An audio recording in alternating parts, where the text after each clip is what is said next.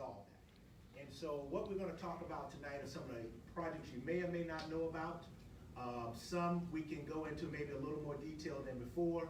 Some are probably under active negotiations. We cannot go into great detail, but this is a conversation with the community, and I've asked Nick Mimms, my city manager, who's the CEO of our city, to come in and share some words and conversation. And of course, we'll take some questions from the audience.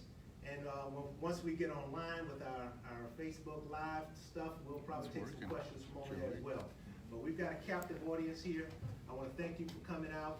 And Mr. Mimms, why don't we do this? So we're both hometown guys. Yes, sir. Born and raised Fort Pierce, probably about a block or two from each other. Yes. I was slightly up there in age more so, but tell the people a little bit more about your tenure with the city and what are some of the things you've been into.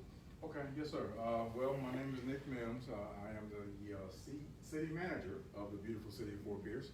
Born and raised in this beautiful city. So I have the utmost pride in this area, and I want nothing more than our city to thrive.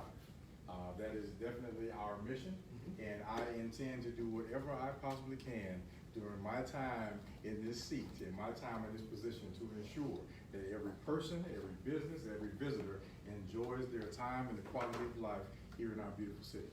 So as far as I'm concerned, I have been here at the city of Fort Pierce since 1998. I started in the engineering department as a project engineer, fresh out of school, out of the University of Central Florida, where I earned a civil engineering degree. And during my time in the engineering department, I became a registered professional engineer in the state of Florida. And now, after that, I moved into a role of deputy director of this public works department in the city of Fort Pierce. Gave me a broad spectrum as to the operations of our city. And then I moved into the director role for the public works department of the beautiful city of Fort Pierce. And then somebody made a decision and said, hey, why don't you come up to City Hall and run the city? That's not something that I was anticipating doing in my career, but it has been one of the most rewarding experiences of my life, because I get to work with wonderful people, engaging people, interested citizens, concerned citizens, and we get to make things happen on a level that is unparalleled with any other form of government. Local government, you actually work with the people. You actually get to meet the people. You actually get to help the people. When people have issues, you get to make decisions that can assist them in their day-to-day lives. So that's a little bit about me. I've been the actual city manager since December of 2015, and I have loved every minute of it. Right. Yes, we've had some tumultuous times, but it's been fun, and I've enjoyed the ride. So glad Commissioner Johnson is on board now. Well, thank you. Let me just kind of set a broad stage. So we talk about this thing called vision, right? Yes, sir. And I think it would kind of help maybe the audience and help us all understand from your perspective as yes, a CEO. You've been in a lot of different capacities. How would you categorize the vision of Fort Pierce, and what do we see coming when it comes to Fort Pierce? Sure. Now, for those of you who have lived in Fort Pierce for quite some time, you know Fort Pierce had a challenge, and that challenge was to get over a negative stigma, okay? I remember when I was growing up, I think you were probably already grown, but I was growing up, and I remember watching Dan Rather. He was at the Orange Blossom Mall. He called this city Cracktown, USA. We have definitely changed our perspective. We have definitely changed our level of pride. City of Fort Pierce is no longer the armpit of any part of Florida. We are now a destination. We are an attractive destination full of people with pride. We've seen beautification projects happen. We've seen people adopt canals and highways and parks. And I have seen more investment and development in our city in the last 5 to 10 years than I have ever seen in my career since I have been here. We should be proud of what we have. And like a certain young man was telling me, we need to accentuate our current characteristics, our character, the arts, the history, the culture. We are one of the most diverse cities in the state of Florida. White, black, green, yellow. That's what we all have here. We are all one big cluster of wonderful human beings, and we have been through a lot together. And we shall continue to improve together. We shall not, continue to divide ourselves. We have to come together to find solutions. And with that pride and with that sense of respect for each other, we shall prevail. And so let me add to that. So one of the things that I talk about from my vision perspective, I've recently launched a campaign called One Fort Pierce, right? And so when I came into Fort Pierce, I heard all the different things and saw all the different things. And I said, you know, I want to make a difference with that. One Fort Pierce, to me, is exactly what you're saying. No matter if you live on the Barrier Islands or if you live in the inner city right down the street from here, my goal is that we begin to equalize what people see in their experiences in both those communities. Meaning that whatever happens in any part of our community impacts One Fort Pierce, period. And for us to be able to attract the development that people want to see in a certain part of town, then that also goes along with the type of information that's coming out of Fort Pierce. So that means that we have to have reduction in crime. That means we have to have conversations with the community to understand what they want. And then we also have to have the conversations to make sure people understand that this is coming and why things may be coming at a certain pace that may not be up to their liking. And that's what this whole conversation is about. You know, people want things to happen, but sometimes people don't understand how things happen. And that's my goal, is to make sure you have a good understanding. People will say, well, why don't we have a grocery store over in this particular part of town? Well, that's an entrepreneur who decides to make an investment of their own. And if we have, and we're riddled with statistics that aren't very glamorous to a certain part of this area, we have to work on that, because I'm a marketer. And I do understand that to market an area, we're going to have to make sure that what Fort Pierce is seen as an equal no matter where you live in this particular area. And that's some of the approach that we're taking today. So Mr. Mimms, I'd like for you to share, you prepared a couple of slides of some things that's coming.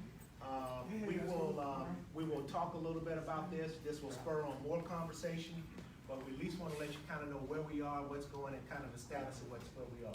Absolutely. So if you can't see this screen, there's a couple of screens back here in the back for those of you who are sight impaired like myself.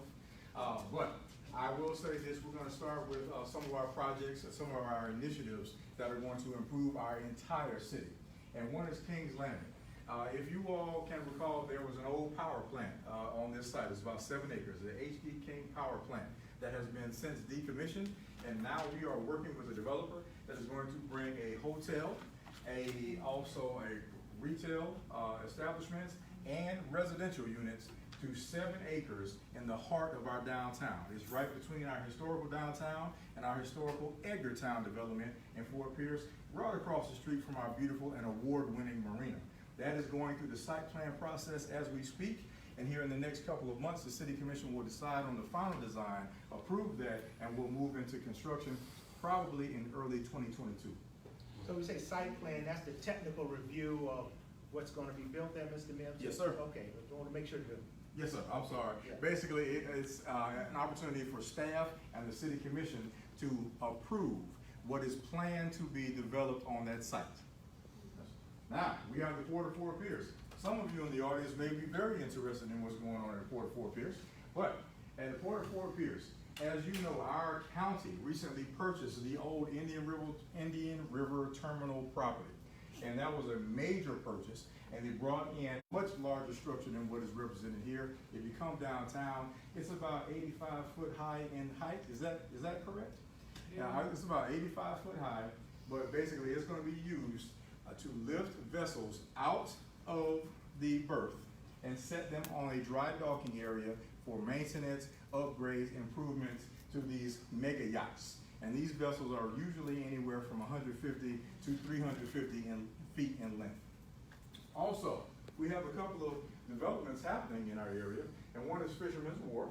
That we are currently in negotiations with the top-rated proposer, and we are nearing completion of those negotiations, and we're going to see possibly a boat storage facility, entirely mechanized, entirely automated. It should be a beautiful facility. We will see restaurants, and we will possibly see residences in that area. And we will activate the waterfront, and there will be a transition point between the Port of Fort Pierce and downtown. So the waterfront will be very exciting, and it will be an attraction and a destination for years to come. I think that's the point. The destination point here. Yes. I think also when you talk about vision, I think what I'd like for the citizens to understand is that these attractions are going to bring people to our community, right? And there are a number of people that represent a lot of different organizations out here. And at that part where you're figuring out what your vision is and what your mission is and what you do, I want you to be aware that these things are going to bring people to our area. and they're gonna be looking for certain aspects of entertainment. And that may mean an opportunity for someone to sit in the room, and I just wanna make sure we highlight that. This is an area right now that is the old Toucans from when I was growing up, was down in that area. That's right. We're looking forward to getting that back on the market Right. and really providing a destination point. A lot of what I hear is there's nothing to do in Fort Pierce. Well, when I looked at this and evaluated this from a city commission perspective, it was, what is this as far as a destination point that people can come and enjoy themselves and also provide some type of opportunity? Yes. Yes. Okay. And then we have the Lindsay School of the Arts. If some of you are familiar with the building on 10th Street and Orange Avenue, as I was growing up, it was a flea market. And I never knew what it was before, because me and my grandmother, we used to walk by there on the way to Dairy Queen and on the way to downtown Fort Pierce. But it was actually a school. And that school building is over 100 years old. It is on the National Register of Historic Places. And we have the Lindsay School of the Arts that has now been charged with rehabilitating and restoring that structure.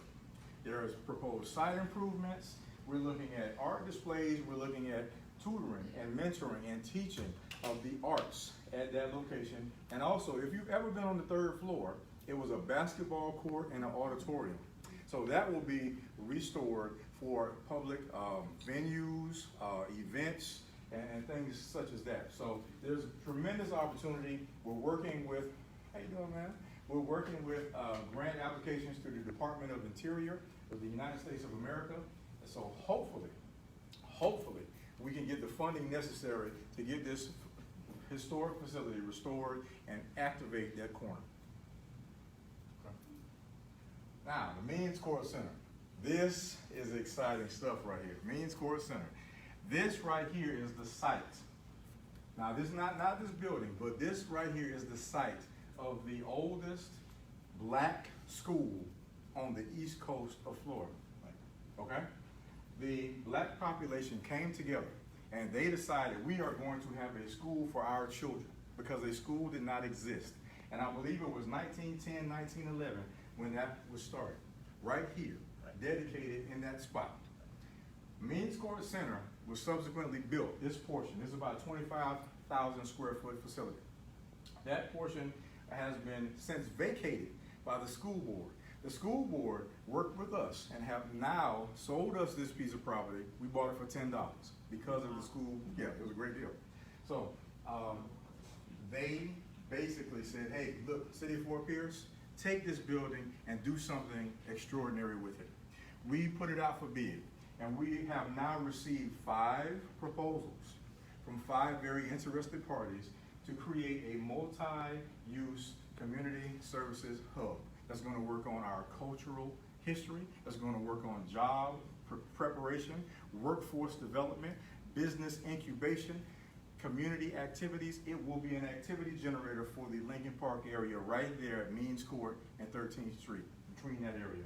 I think it's going to be tremendous, and hopefully within the next year, it will activate and get something rolling in that area. I think the significance of being on this corner here, and some other slides you'll probably see after this, is that as we look at the development of the city of Fort Pierce, this is going to be one of the central hubs right around that. And I know Mr. Mills will talk about some other sites here shortly, but you'll see a pattern that's going to be developing here. We're really excited about this opportunity to have 5 bids come in with people that want to make that investment in that community. And like any business, when people make investment, typically what happens is other things begin to follow. Retail follows, shops follow. All those things follow these types of investment because of what this is going to draw to this site. We're very excited for it. And it's not just a building on this corner, but what we don't show here is a large parcel of land that's around here that will also be figured into this equation to help really kick this corner off and bring some life and vibrancy to that 13th Street corridor area to begin to revitalize that and go from there.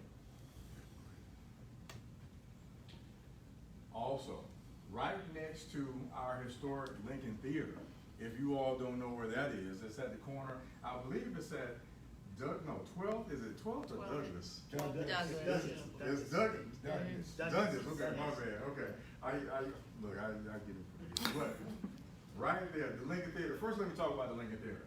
The Lincoln Theater, we are currently working with the Martin Luther King Commemorative Committee on grants to hopefully restore that theater. We want that theater to once again be a cultural hub for the Lincoln Park area. We want it to be an attraction. We want to have shows, comedy shows, R&B shows, you know, get Curtis out there singing and dancing like, you know, he used to before the crutch came. But it's an opportunity to have folks come to the Lincoln Park area and enjoy themselves. One of the things I think I want to add to that is that the Lincoln Theater, for many years, people would ask, well, why won't the city invest in it or do that nature? One of the things that I want to make sure gets out to the community is that this building and all the rights and property is actually owned by the Martin Luther King Commemorative Committee. Correct. That's a 501c3 organization. Correct. C4, one of those. But they own this building. It's their property. And so through grants and through things that they can or through community fundraising, that's how we're going to get that back on the block, right? This is not a city asset. We don't own that. As a taxpayer that pay taxes to the city to provide services, you know, we're being very careful in how we do that. And we had some great discussion recently about some other things in the city, but I get a feeling that putting a lot of investment in something like this would be maybe a challenge that I don't think we need to invest in now. People want better roads, they want cleaner water, they want sewer systems that work, and those are big investments. You know, so I want to say that when this committee begins to engage the community and ask for help, they're asking for help because we need to come together as a community to figure out how do we get this back on the block. And recently there were some grants released by the state of Florida and DeSantis administration. There's $30 million out there right now that they can apply for to get this back on. And that application can be matched by matching funds. And so that's where the community helps. If we raise $500,000 in the community, that would be matched by $500,000 from the actual state of Florida. So there's some tremendous, exciting opportunities coming up, and I want to encourage many of you that I know that are active with these organizations to get involved with this, because this group will be coming forth to really try to get this block reactivated. And literally, this is around the corner from Mimms Court, so it's in that segment of area that we're trying to revitalize. And right next to the Lincoln Theater is a development called The Root, Rooted in Change. It is brought to us by the Lincoln Park Young Professionals. I remember one of the first activities and events of the Lincoln Park Young Professionals. They rented out the theater in the old Sable Palm Plaza, and we watched the Black Panther. I brought my kids. I had a great time. But the Lincoln Park Young Professionals are bringing a young, vibrant energy to the Lincoln Park area. And by activating this site right here, with entertainment, food, also events, we're now getting notoriety. We're getting interest. What's going on at Lincoln Theater? What's going on in Lincoln Park? These young professionals are bringing that energy with them, and we need more and more of that. So that's happening currently. Quick question, any update on that? I know they were awarded some monies. Anything that's come to the board of the city as far as site or technical review, anything? Yes, the Lincoln Park Young Professionals were awarded a grant for roughly $500,000 to make this happen. They have positioned the Taylor Moxie Library. It looks like a container on the site, but yeah, that's a Taylor Moxie Library. It's beautiful inside of there, but yes, they began with that, and they're going through the site plan process for temporary improvements. They have to have some utilities connections, some electrical connections, but it is soon on the way, and we'll start seeing events and activities right there. So we'll be out there this Saturday. Yeah. A little pop-up this Saturday. Oh, really? Right there? Okay. Well, Yeah. there you go. Got you, man. From a Yeah. technical standpoint Yes. of, you say on the way, I'm trying to help the audience understand the timetable on that. What do we think site review this and? Okay, when we do a site review, we go through technical review. That's all of our departments and agencies of our city. We go through our planning board, then we go through our city commission. That is typically a 3-month to 4-month process. After that, you go and get your building permits. That's another couple of months, and then you get into the construction period. So I would say we're about 3 to 4 months away from construction, but I do believe that it will happen quickly because they are primed and ready to go, and the funding is already there. Okay, thanks, sir. All right. And then, this is exciting. I think somebody in the audience wants to see this. So this is the Florida Highwayman Museum. Now, this is the temporary museum. If you recall, 1-2-3-4 Avenue D, we call that the Jackie Canaan Building. The Jackie Canaan Building was dedicated after, I believe, the first black city commissioner, Mr. Kamen. Mr. Canaan. Right. So what happened? Lincoln Park Main Street moved into that facility. I believe back in 2007, 8, or somewhere around there. But what is happening now? Lincoln Park Main Street will move out of that facility, and the let me see if I get this right. The Hall of Fame, Florida, is that right? Florida Highway Hall of Fame. The Florida Highway Hall of Fame. They are moving into this facility. This will be the first home of the Florida Highwayman Museum. Now, in the future, we plan on having a grandiose facility. But right now, we have an architecturally beautiful building in the heart of the Lincoln Park area that we are going to transform with security improvements, physical improvements. We're going to invest in that, and we're going to have the Highwayman Museum right next to the Mimms Court Center, right next to the Root, right next to the Lincoln Theater. All this is coming together. It's part of a bigger vision, and we're going to again activate the entire Mimms Court corridor and the Avenue D corridor. All right. Oaks and Moores Creek. Are you all familiar with the area of 13th Street and Moores Creek? There were some homes. There were 12 homes built there a couple years ago, right? And the city built those homes. The city built those homes, and we attracted, first responders, teachers, nurses, and what have you. And I will say that I think we had 12 home buyers. And if I'm not mistaken, most of those 12 are still there. And that neighborhood is beautiful. Mature oak trees, mature vegetation. But now, on the interior, we're looking at phase 2. We have a developer that's working with us to build anywhere from 10 to 15 single-family homes for the second phase. Those 10 to 15 single-family homes will be similar in architectural value and contributing value to the community, and again, it will bring pride to that neighborhood. We will see neighborhood sustainability by now improving those vacant properties and getting folks to live in our community. Right there on 13th Street and Moores Creek, waterfront property. Mm-hmm. All right, that's not, who said that? Who said that? Who said that? Who said that's a stretch? It's the truth. My bad. As long as you can see the water. That's right. That's right. Great vision. Waterfront property. All we see is the water feature. As long as you can see the water, we can claim this waterfront. All right, so now, what does everybody want? We want resurfaced roads. We want the potholes to be fixed. Our city engineer has identified a cluster of streets. It will make an impact, okay? I'm talking about Avenue E, 16, 15, 14, Mimms, 12, Douglas, and 11. We're going to resurface all of those streets. It's coming up very shortly. What we're trying to do is utilize our infrastructure surtax funds. If you remember, you all voted as a community, as a county, that we're going to have a certain portion of your sales tax go toward infrastructure. Those funds are now being used to improve your residences and, improve your residential areas, excuse me. So, that is what we're doing. That is on the way, and the city engineer will get that scheduled here in the next, I would say, couple of months. So let's talk about this. Yes, sir. One of the biggest things I heard out there was, obviously the road surface conditions in all areas, but particularly in the Lincoln Park area. Yes, sir. As I was running. And one of the first questions I asked was, okay, what is it going to take for me to get a total resurface pavement of the city of Fort Pierce? I just didn't say one, but city of Fort Pierce. And Mr. Mimms, you gave me a figure at that particular point. And a lot of people don't, but it's on our public website. Yeah. Last time I checked, it would be about $16 million, right, to pave all of the roads that are in bad conditions, right? Yeah. And so with our surtax right now, we're bringing in roughly, I think we're bringing in roughly about $1.5 million Right. in proceeds from our sales tax. right.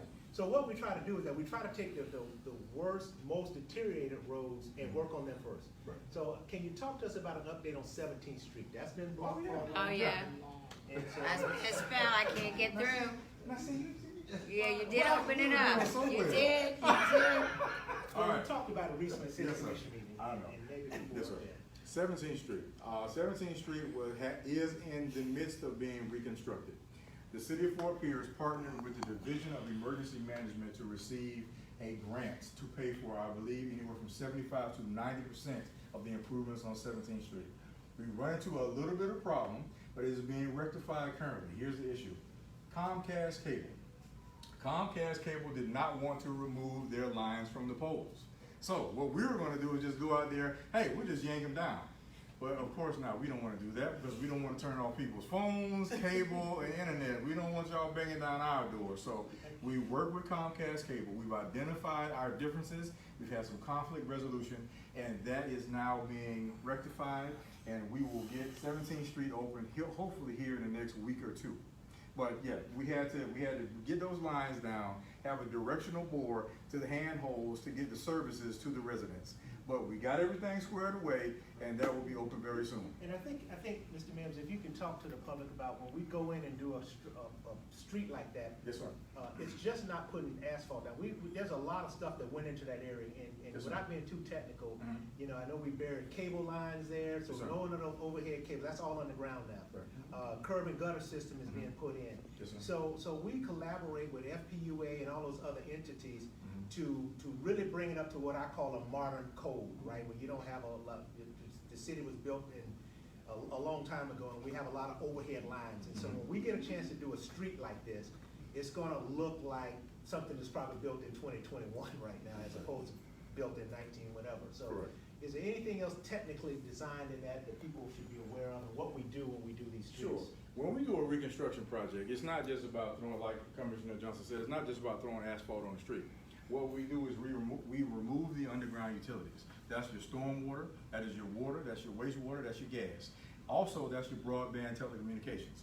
Now, one of the things that the federal government, the state government, and your local government, we are all committed to do is bring broadband communications to every corner of our city. We have a digital divide in our community, and it is a socio-economic divide. We have to give every human being in our city the same access to information. Because that elderly person that can't drive to their doctor can now have a face-to-face conversation with their doctor on their broadband communication. Because of fiber, because of Wi-Fi, we're working with that. Whether we have the Wi-Fi pods on the poles, or whether we have fiber being run underground and run directly to your house, we are going to expand those telecommunication abilities for every citizen of Fort Pierce. Our Fort Pierce Utilities Authority, they are a great partner of ours. They have a fiber network. We're going to expand with them. I've been contacted by Comcast. Even though we had our little fist fight, I've been contacted by them. They want to put lift zones in Fort Pierce. Basically, taking a recreational center that is devoted for children and families and providing all of the broadband capabilities at their cost, that way our children and families can go to those facilities and they can get all of the broadband technology that they need to carry on business or just simple life services. So when we do a reconstruction project, it's about bringing the infrastructure to our people, because that's what we're here for, to serve our people.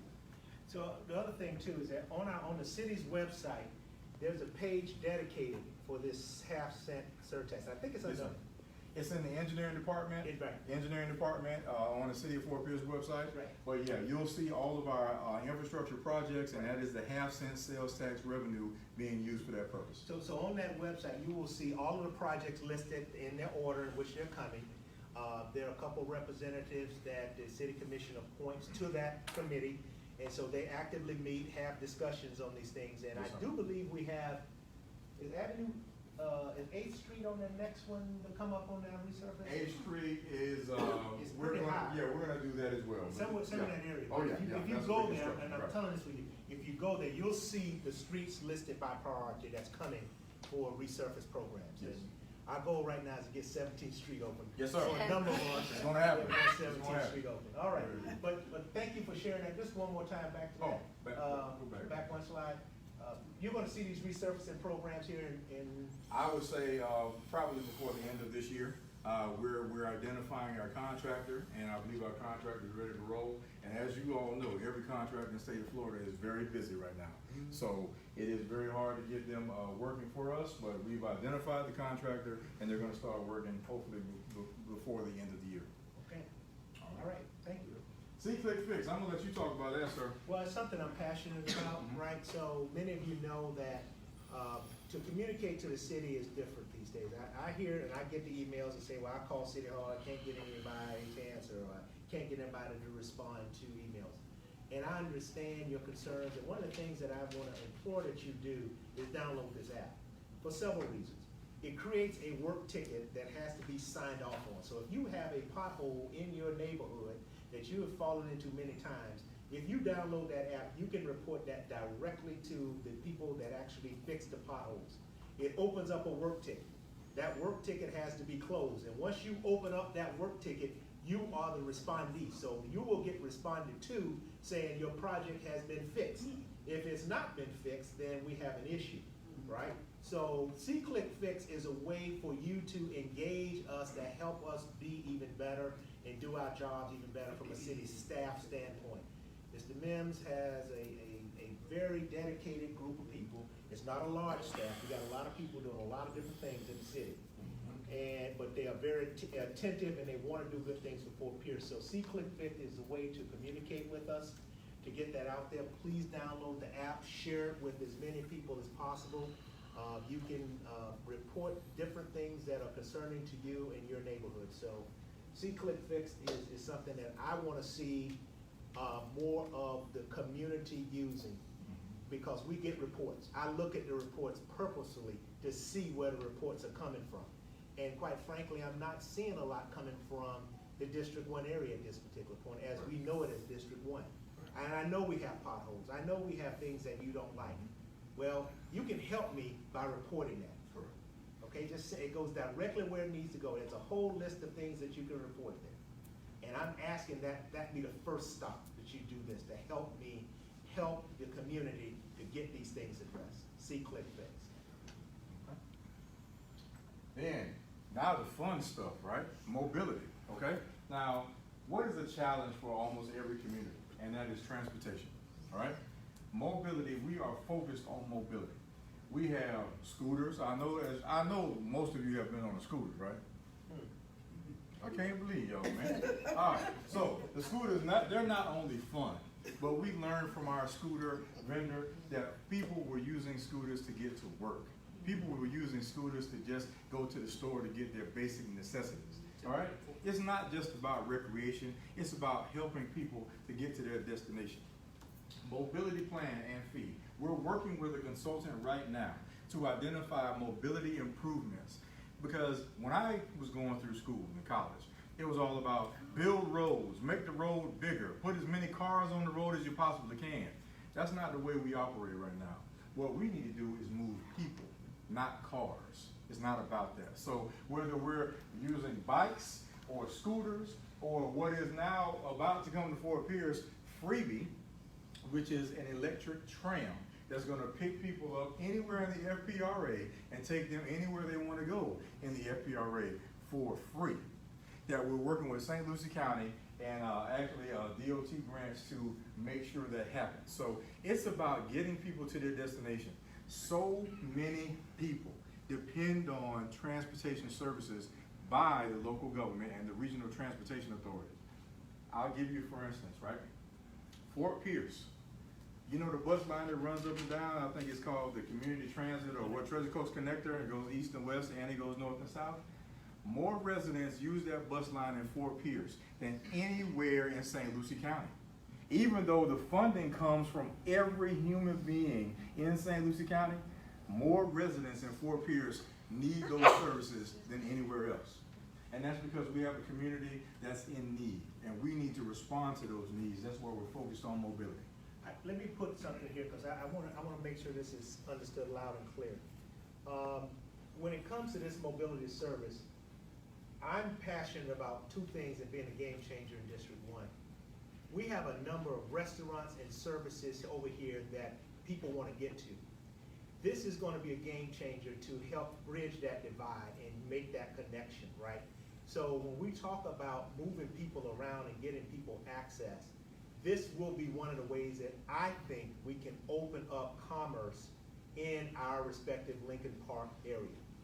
As you can see, we're going to have some things come in, some buildings come in, some sites in.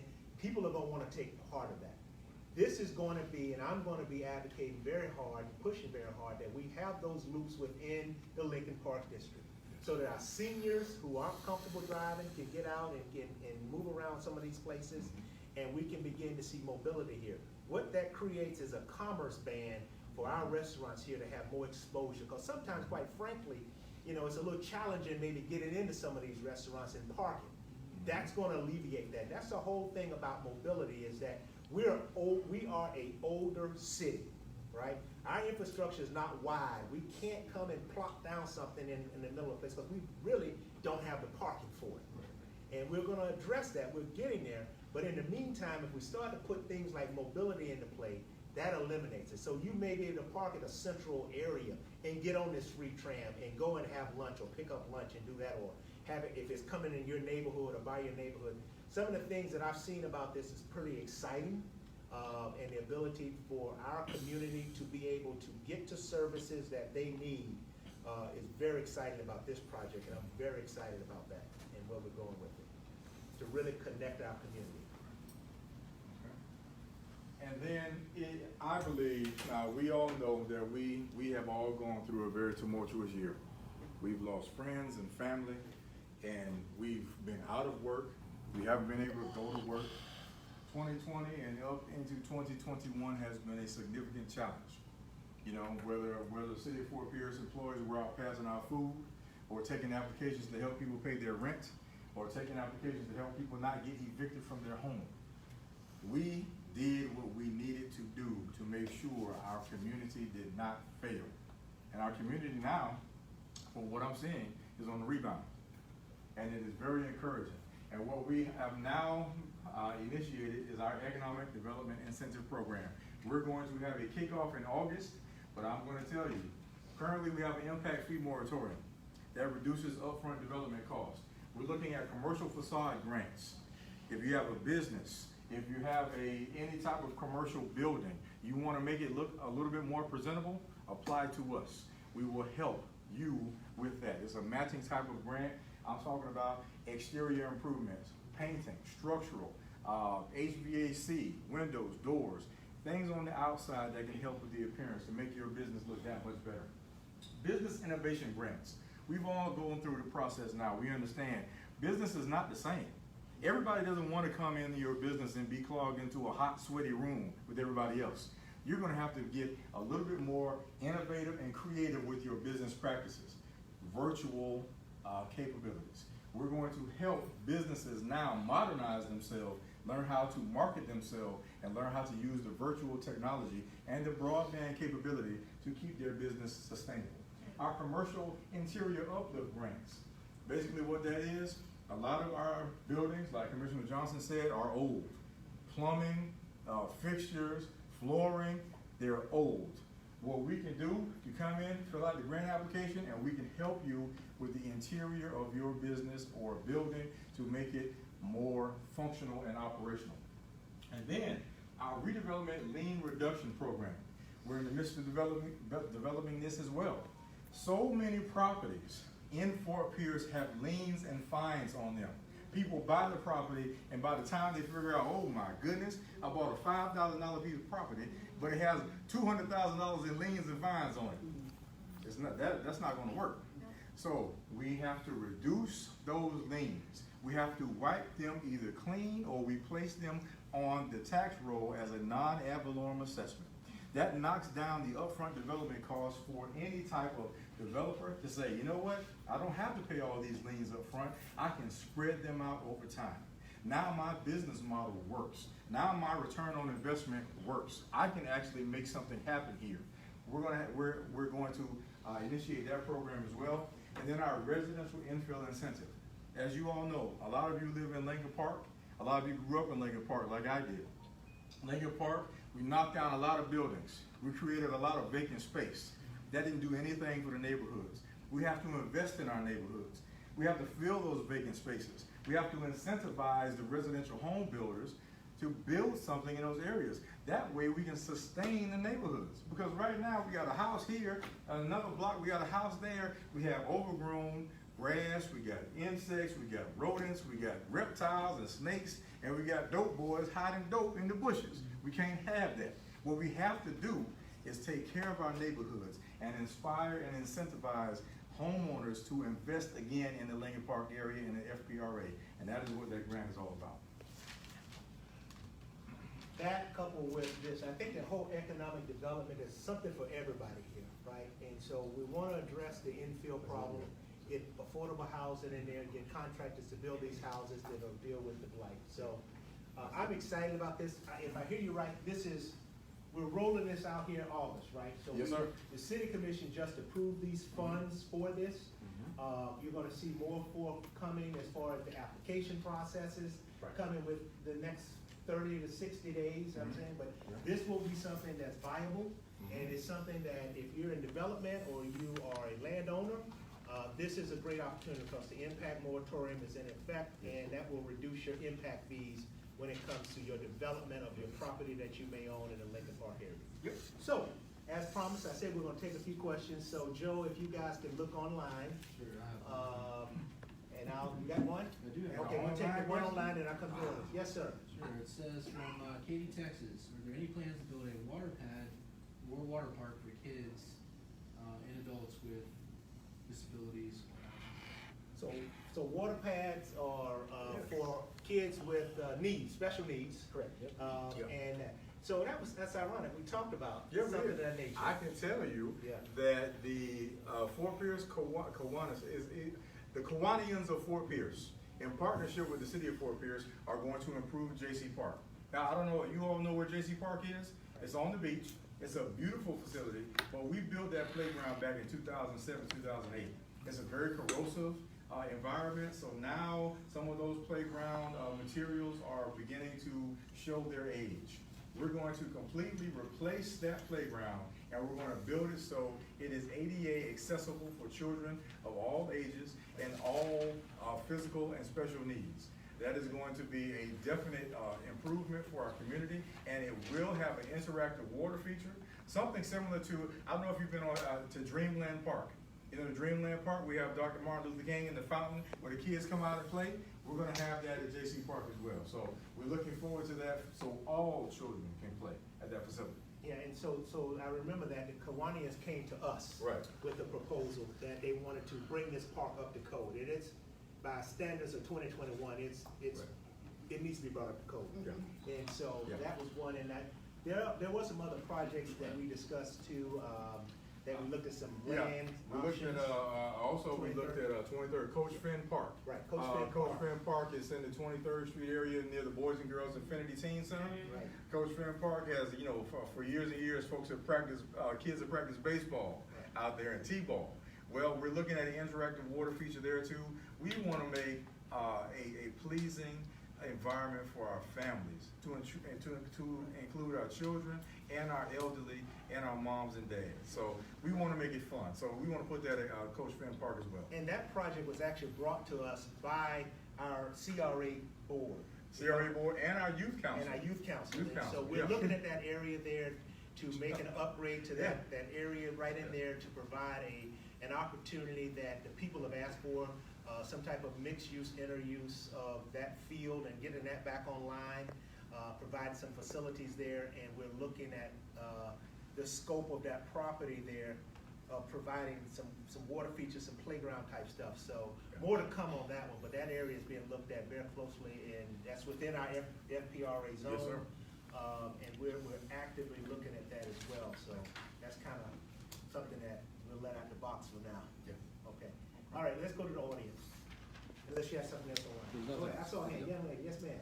Okay, well, I definitely commend the city manager and the city commission for, you know, these efforts in uplifting the community. It really does say, the scripture says, where there's no vision, the people perish. Right. And so I don't think Fort Pierce will perish because there's a great vision here. I guess there are a few frustrations that I, as a, you know, organization coming into Fort Pierce over the last 3 years, have faced.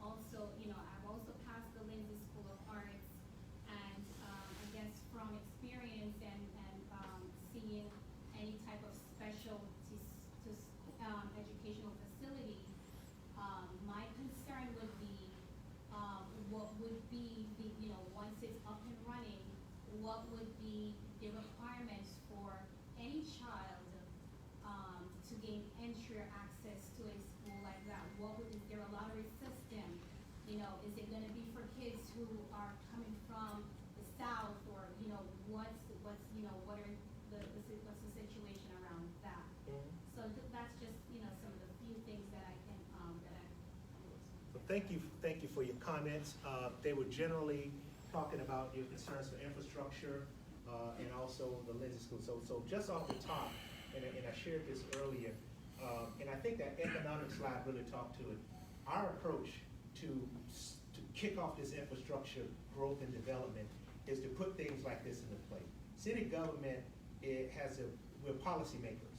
And the policy is, if I can lower the impact of what it costs you to build whatever you're trying to build, that's what I can do. What I don't have is money to go build structures and build buildings. And I think that was something that I heard out there that I'm really trying to get people to understand. We're trying to attract people that have money or connections to money to come into Fort Pierce to build the things you want to see.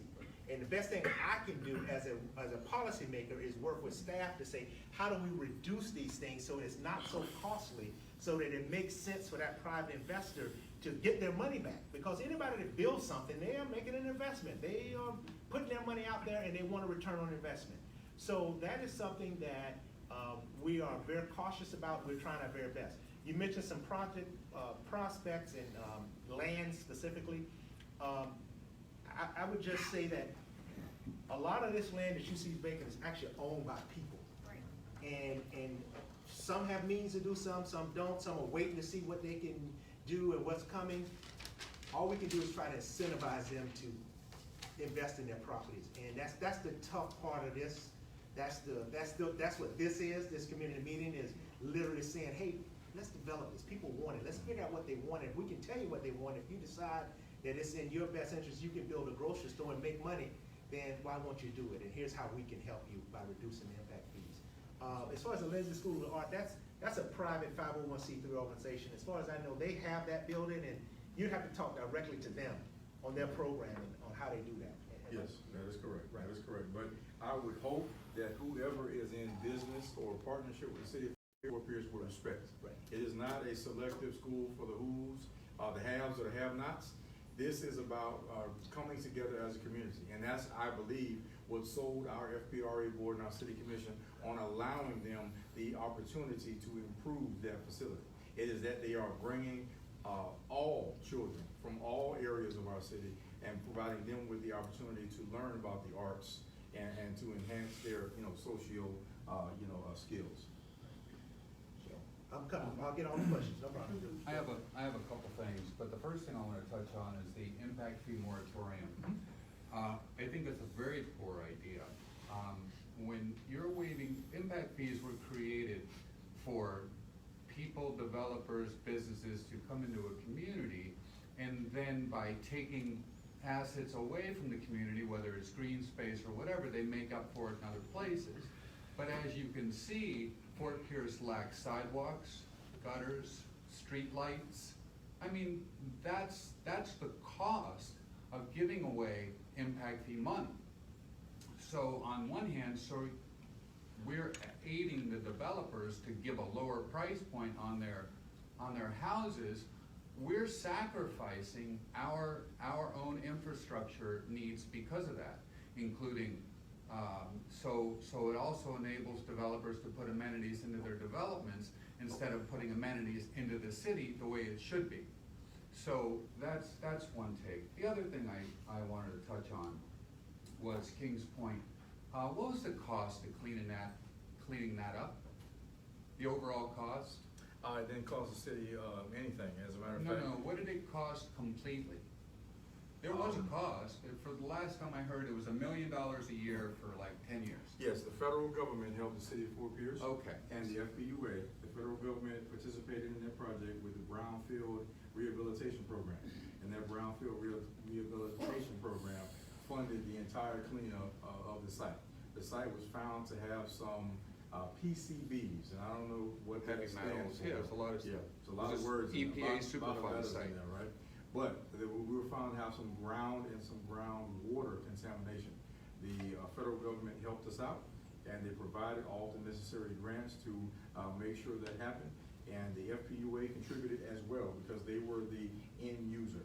So as far as the city of Fort Pierce, it did not cost the city of Fort Pierce anything. Okay, so we were gifted let's say $10 million. No, not that much.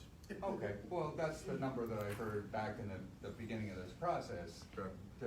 10 years ago, 8 years ago, anyway. So when many cities are taking prime crown jewel 8 acres across the street from the river to provide them for the residents for public space, the city at one time had an amphitheater was taken away.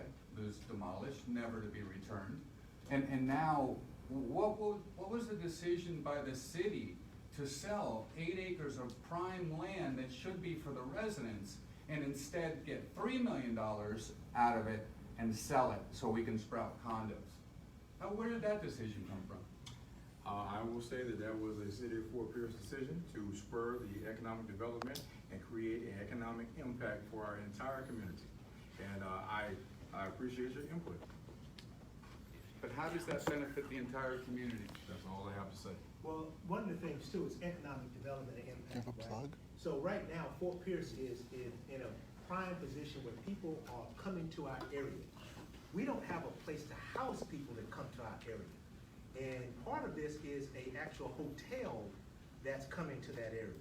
So that's gonna bring a vibrancy to downtown, to our business owners that will be there. And they'll also put us in a category to align with all the other economic developments when people come for whatever sporting events. There've been a number of them, name them, fishing tournaments. The fire board has a competition. These people come to our area. They need some place to stay.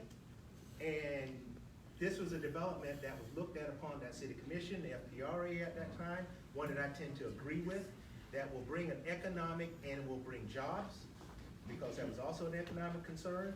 You have to build a hotel, you have to maintain a hotel. Those are jobs that people can get that will pay a wage. And so that's creating an economic base for the city of Fort Pierce. So that's my comment. Thank you so much for your comments as well. Yes, sir, right here. Well, there's impact fees that the city is doing that it's a lot of help, but the majority of the impact fees are coming from the county, I understand. Is there any type of outreach between the officials from the city to the county to say, hey, help us with these impact fees so that we can help spur growth? Great question. So there are two impacts. If you live in the city of Fort Pierce and to build here, you have the city impact fee and the county. If you live in the county, you just pay county impact fees for whatever you're developing in the county. So, Mr. Mimms, I know we've had this discussion. Absolutely. Anything you want to add on this one? Yes, sir. The impact fee moratorium that we currently have is only in the FPRA area. That is the core of our city. That area is for the most part urbanized.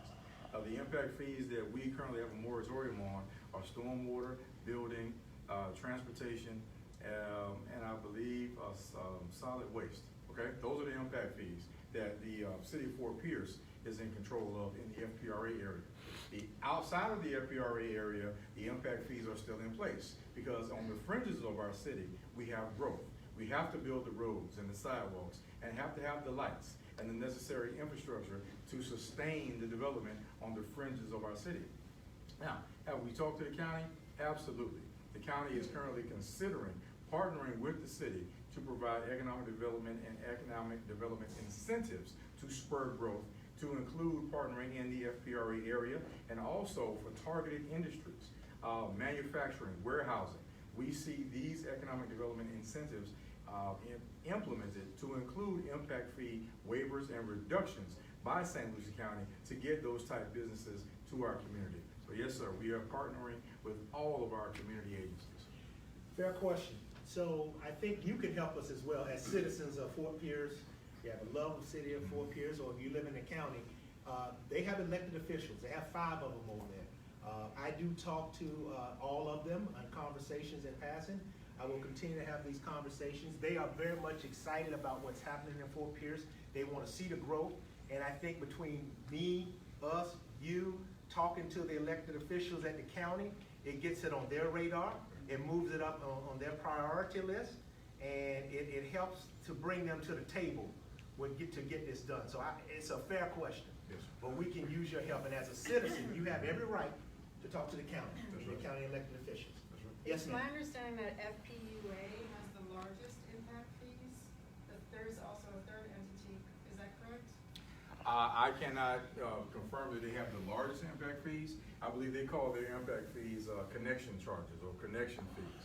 But yeah, that is another component. That is the Independent Utilities Authority. Now, they have partnered with us as well on selected developments, so they have an incentive program also. So if you have a development and you talk to their business development manager in accord with our economic development team, we can put together packages for prospective developers that knocks down those upfront costs. They're willing to work with you, in other words. That's what I'm saying. I have a half acre I just purchased on North 11th Street next to Morris Creek behind the Mimms Court area. Yeah, yeah. I'm gonna be putting Grew up over there, huh? container homes there. Okay. All right. So I'm interested in all of this that you're talking about, Well, the infill as Yes, well. ma'am. Well, that's Yes, part ma'am. of it. That's awesome. That's Container awesome. homes, it seems to bring an affordable opportunity for home ownership. They're very durable and sturdy. But I think, yeah, this impact stuff, Mhm. The staff of city, have those conversations, staff with county have conversations, FPUA have those conversations. We're open to that, because Yeah. again, what we're trying now that are getting filled with trash and other stuff, and turn them into nice, livable communities that people will really take more pride in. I saw your hand. Yes, hi.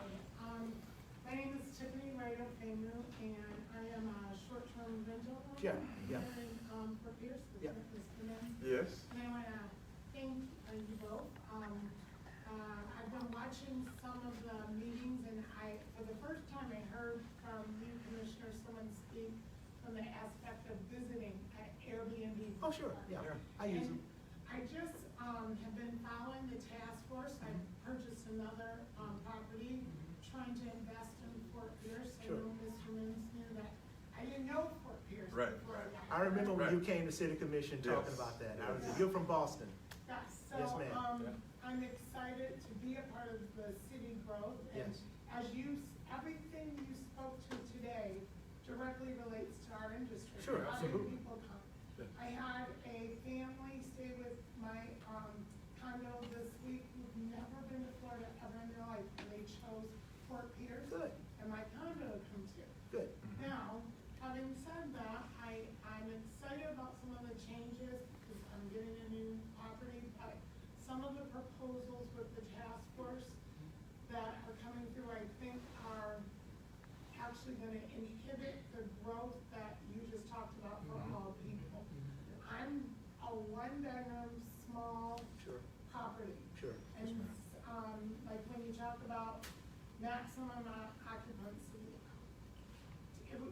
I could maybe have 3 people. Well, who I cater to is small families with a couple children. Sure. So I think some of these things are being suggested with the tightest restrictions and not considering the benefits that the industry has for the city. You know, that we are bringing people to the city, and the misconceptions Yes. about the people who are coming. Yes. I don't think you've ever gotten a complaint, and I haven't been open more than 3 or 4 days. In fact, I can barely come to my own property. 3 or 4 days since I got my property, and there are people who follow the rules and everything. I'm worried about being attacked by people who don't like what we're doing. Yes, ma'am. You already see there's a drive, and when you talk about, all people, some people don't wanna see growth, especially in their particular areas. You ain't wrong. And I think that when you see the rules, you're thinking of some people I'm just concerned. I would like if you have time to set up a phone meeting about just some direct points I had about the Sure. proposed, conditions. Can I speak, sir? Yeah. All right. We So- both have comments. No, check this out. I do believe this is what it's all about. Yes, we had a task force, give the city commission recommendations, but ultimately it's the city commission that has to make this decision. When we change that ordinance, those 2 readings are scheduled for July 6th and July 19th, right? Right now, it's up to you and the rest of this community to speak to him, to voice your concerns and say, hey, look, this ain't gonna work, or this is a great idea. This is how local government works. We need you and we need your input. And yes, we have heard some of your concerns, and we have had different iterations of that draft ordinance now, and I believe even to the aspect of cost, and that has changed. So it is changing. It is currently evolving. But the two readings are scheduled for July 6th and July 19th. Right. I urge you to get on your computer, get on your phone, do what you have to do, and speak to your elected officials and let your voice be heard. So that way they can make informed decisions. That's what I would offer to you. So directly here, hold on, Michelle. Directly here, Mr. Mimms has indicated that the city commission makes a decision. So I have office hours on Wednesdays from 10 to 1 at City Hall. You can make an appointment, you dedicated time, I'll talk to you, whatever you want to talk to. I'm here on Thursdays from 6:30 to 8 o'clock downstairs in the conference room. I'm sitting here most of the time by myself. So that's two opportunities.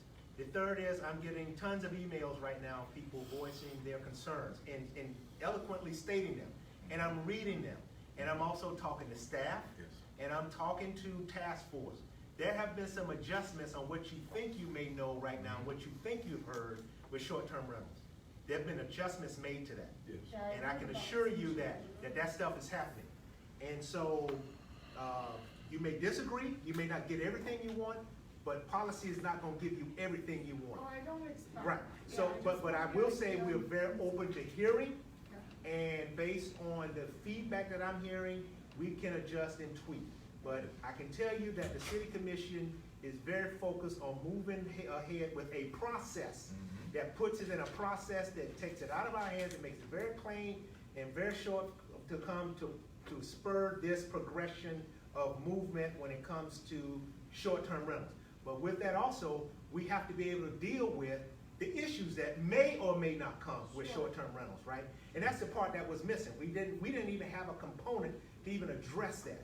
And so we're having to build this stuff as we go, because the citizens I represent and the investors I represent, they both want the same thing. Yeah. And I'm trying to deliver that right down the middle. Yeah, So there's gonna be a give and take on both sides. I Yes, have ma'am. one in Indian River now too, and the proposals you have mirror some of it, but then there's a lot of extras that Sure. I'm just, and I'm even. Well, let's have that concerned conversation about- privately, right? Yeah, Of that, sure. because that sounds very specific to me, but I'd be more than happy. But overall, I think the majority of what I'm hearing as far as vacation rentals, short-term rentals, is gonna be very happy with where we're coming down on this, because it's shaping and forming really similar to a lot of what's out there. We're taking a lot of best practices from people that have been in this arena for a lot longer than we have.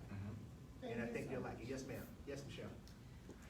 My name is Michelle Vanderlock. I'm also a short-term rental owner, over on the ocean side. Yeah.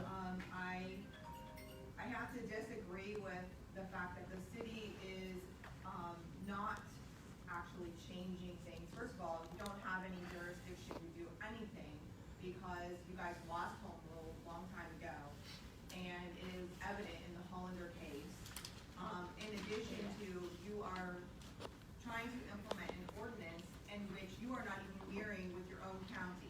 In St. Lucie County, you are able to purchase a property, and the following day you can go buy, purchase, register for your BTR, and you can rent the following day. Instead, our county seems to have a 160 days or whatever. You have an enormous amount of time, which is a stopgap in the fact that we cannot, uphold our property rights, which is enjoyment of the property, as you know, and all of those other things. And you're trying to implement strict restrictions on us that are unconstitutional. You say that you have taken the oath to the Florida Constitution, plus you have the Constitution, and why does the city think that they can violate our property rights? Thank you, Michelle, for your comments. You've been heard. I'm not going to get into litigation tonight with that. I'm more than happy to meet with you to discuss that. But that sounds like a lot of legal implication that I'm not going to have a conversation with right now about legal implications of where this goes. I'm tasked as a policymaker to make policy. And I've tasked the task force to put together a policy on how we deal with this. and that's what we are. And like anything, it can be contested. So that's what we're gonna deal with. But I, as an elected official, elected by the people of this city, I think that we'll work toward a fairness that gives everybody what they want. Gives people like you an opportunity to run your vacation rentals. Gives people like this in this community an avenue to say, hey, how do I voice my concern about whatever has happened over here, and how do I have some rights as well? So it's a delicate balance, and we're gonna do the very best that we can to make that happen. As long as you don't violate due process, we'll be good. So we'll deal with that. So people, thank you so much. This has got to be the last question. We've gone over, we've extended, and You gotta pay extra for the electric? yeah, we do have to pay extra for the electric. The college will be charged. Come on. That's fine, because I'm 20 minutes late for another meeting myself. So, but I actually have two questions.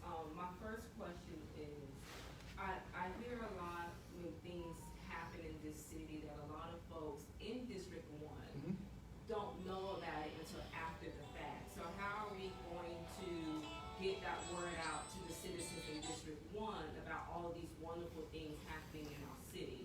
My second question is, when we're taking on these projects, like say Kings Landing, the Port of Fort Pierce, and we are having these contracts with these companies, are we encouraging these companies to hire folks from our city instead of bringing in their own people?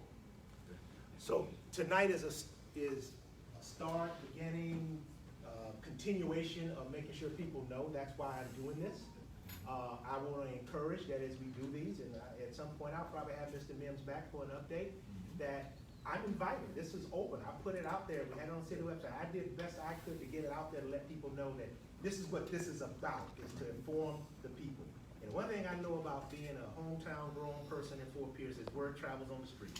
And these 20 and 25 people in here can do a better job of getting the word out there in your own interpretation than I can as an elected official. So I want to encourage them to do that. Yes, Mr. Can I say something real quick? You have two gentlemen right here. These are mega stars right here. Joe Sweat and Bobby, okay?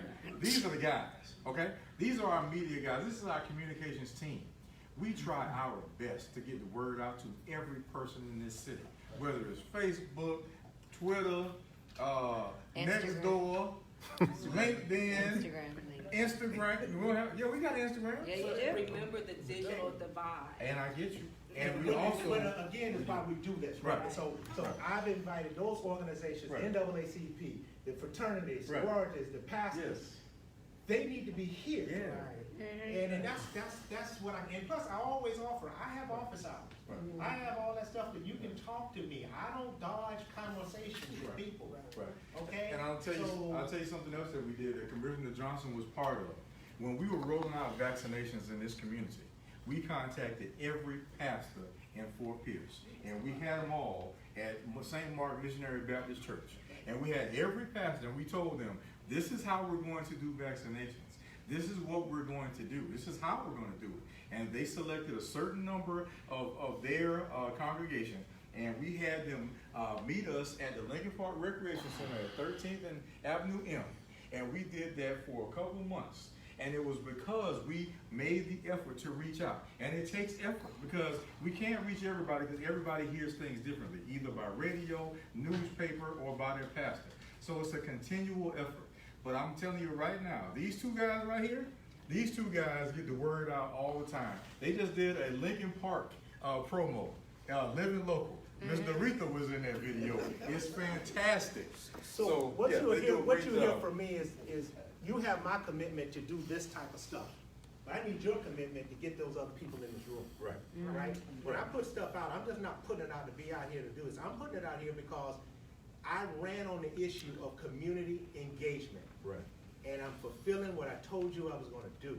Right. And I'm bringing it to the neighborhood that people say, well, I'm bringing it to wherever you want me to bring it to, but right now we're partnered with with RC, because they've given us access to their buildings to do this type of stuff. Right. But I need your help.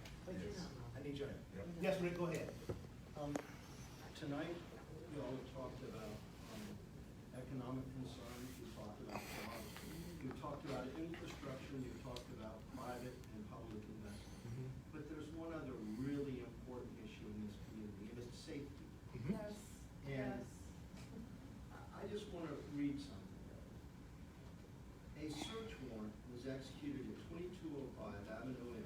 city of Fort Pierce by the Fort Pierce Police Department.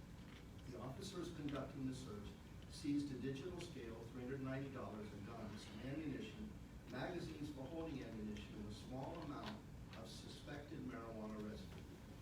Christine Collins was present at the arrest, searched, and was charged with a misdemeanor charge of possession of drug paraphernalia. The drug paraphernalia charge was presumably for a digital scale, which while it could have been used to weigh illegal substance, it's also commonly used for kitchens for cooking. Ms. Collins was taken to the Fort Pierce Police Department and chained to an immovable object at 6:30 p.m. At 7:27 p.m., the camera in the interrogation room records Ms. Collins begging to be taken to the bathroom and explaining that she's a diabetic and that she will not be able to hold back her urination. Ms. Collins is not taken to the bathroom. At approximately 7:30 p.m., Ms. Collins is handed a trash can and told to urinate while she's still chained to an immovable object in the interrogation room. Male police officers are witnessed laughing at her. Ms. Collins is again forced to use the trash can to urinate at approximately 7:40 p.m. despite her pleas for comfort and an explanation of her medical condition. The charge of possession of drug paraphernalia against Ms. Collins was dropped by the state attorney of the state of Florida. Then, in February of this year, the city of Fort Pierce, the chief of police, and the officer involved, who were all named plaintiffs, entered into a settlement agreement with this lady and settled with her and paid her attorney. Now, this was all a federal cause of action. Okay. I asked, no discipline on behalf of the police department, no public acknowledgement of what happened. The city's insurance carrier paid Ms. Collins for the agony that she went through. It's all a matter of record in federal court. And this stuff goes on all the time in our community. And a rich white man should not be the only person that can seek justice or have justice. And why do we allow this to go on? Why do we allow these officers to continue to work for the city of Fort Pierce? Why would we allow a citizen of the city of Fort Pierce to be chained in an interrogation room on a misdemeanor and made to piss in a trash can? Thank you for your comments, Mr. Reed. Thank you for reading that in there. You're right, it's all public record. Did you know about it, the city, Commissioner? I'm very much aware of that, sir. Thank you, I'm very much aware. Mr. Mimms? Mr. Mimms, would you like to care to comment on that? No. I didn't think so. But I just want the people to know this is what goes on in our town all the time while we're talking about selling our properties and taxing people and, you know, if we can't walk around and be safe, and we shouldn't have to fear the police. Okay, thank you for your comments. May I make a comment, please? Yeah, it's gonna be the last comment. You can kill it. Yes, sir. Yes, ma'am. I just want to say, I live in, this is my community. Right. I live here. Right. I am not afraid to walk or be in my community. Neither am I. Neither am I. I walk on the street. Talk about this community as it's some vast wasteland someplace. I live here. That's right. That's right. Every day. Couple right. blocks over. And the police, I have never had, they have always been very courteous, Yes. very courteous. And I have had to go to at a place that I didn't want to be there, but I had to be there. Right. But the police was very kind and courteous because myself, I don't want to say if I had been a policeman because I'm not, but they were very patient. Right. And I don't think I would be that patient with the way that the people were behaving. They were drunk, and I guess the police recognized that they were drunk. And let them be taken home and not to jail. So here's what I can tell you. Thank you all for coming this evening. I really appreciate it. We'll have another one of these. I think next month is usually the fourth Thursday, if there's no scheduling conflict, and I don't know who my guest will be. But I want to thank you for coming out to share your comments, your opinions, your facts. One thing I can assure you is that You know, Fort Pierce is not without challenge. We all have challenges. It's what we do and how we address those challenges. I'm running, and I'm here as an elected official trying to do my best to create an economic stimulus. We're gonna get some things right, we're gonna get some things wrong, okay? Matters will be dealt with, period. And as we move forward and deal with those things, we'll make some decisions that'll make some people happy, we'll make some decisions that won't make a lot of people happy. But we will have the conversation, and we have to be careful when we talk about our city of Fort Pierce. I started that because there are people watching this that are thinking about investing here that may not invest as a result. And I'm not saying we go stick our head in the stand on anything. We own up to everything. But we also have to be careful of how we market our city. Presentation. And I'm a marketer. And I want to tell all stories, and I want to make sure that people understand that Fort Pierce is not a hellhole. It's a great place, it's a great community. I was born and raised here. I walk these streets now, I'll continue to walk these streets, and I ask for your help in doing that. So thank you so much for coming out tonight. I'll be up here, I'll take some private questions, but we're gonna end this meeting for tonight. Thank you so much. Hey man, no problem.